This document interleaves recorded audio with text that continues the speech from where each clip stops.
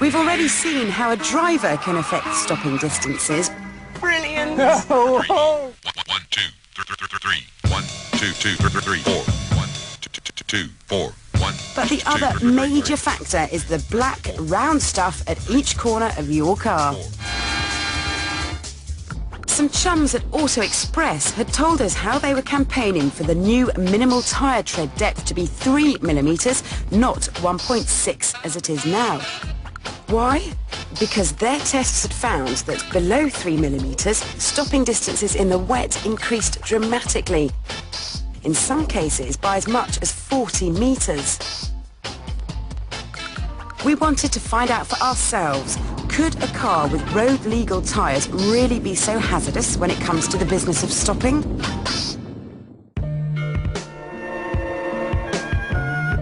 Well, we've come to a deserted East Anglian airfield to find out. We've got 2 stuntmen and 2 cars. The brakes have been checked and are fine. This test is all about the rubber. This car has been fitted with a brand new set of tyres, all with a nice full 8mm of tread. This car has been fitted with some worn, but nevertheless legal, tyres.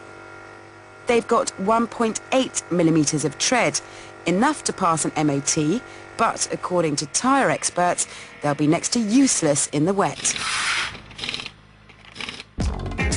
We're going to recreate an everyday driving scenario with live crash test dummies. With some help from the local fire brigade, we instantly have one rain-soaked road. Our 2 cars will follow each other, new tyres in front, old tyres behind. They'll be travelling at 50 miles an hour. When they hit the wet patch, the driver of the car in front will brake as if in an emergency. The driver behind will react and slam his brakes on too. But at this speed, in these conditions, the results are unpredictable. Our friendly neighbourhood stuntman, Steve Trulia, will be driving the car behind and is understandably concerned. We've done as much maths as we can do, basically. We can't really tell now what's going to happen until we do it. We've got a wet surface as well. That combined with the slightly thinner tyres brings in a whole new element of something that we haven't tried before. Normally when we do stunts we set things up and they're quite precise. This has got so many variables. Our 2 speeds, at what time we both start braking, how far we are apart and everything else, that we just don't know what's going to happen until we do it. So we've just got to go and do it.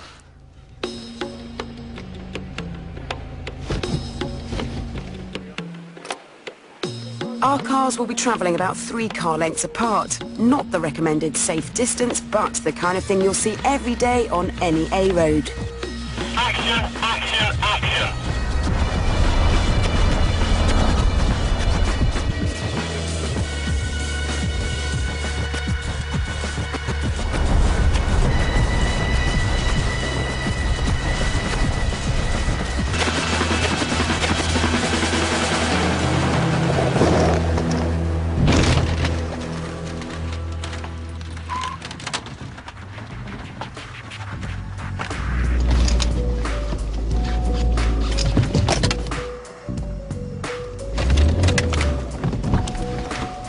When Steve hit, he was still travelling at 35 miles an hour. A huge impact, even with safety equipment. The amount of damage was incredible. I think I've got fast reaction. I didn't realise how long it would take to stop. It was just too late. It all happened too late, too quick. I was amazed the car twitched a bit. It felt, with ABS, it shouldn't have done that. It should have gone in a straight line. The whole thing felt very, felt like I was on ice almost. I felt completely and utterly out of control. As soon as I put the brakes on, I felt the car go out of control. Then the back of the car was on top of me before I could do anything. The car climbed up onto the bonnet. I thought it was going to go right over the top of me through the windscreen.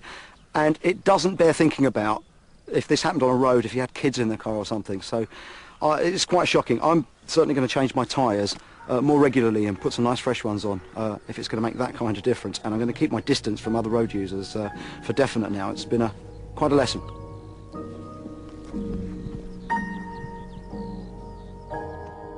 Remember, Steve's car had totally legal tyres.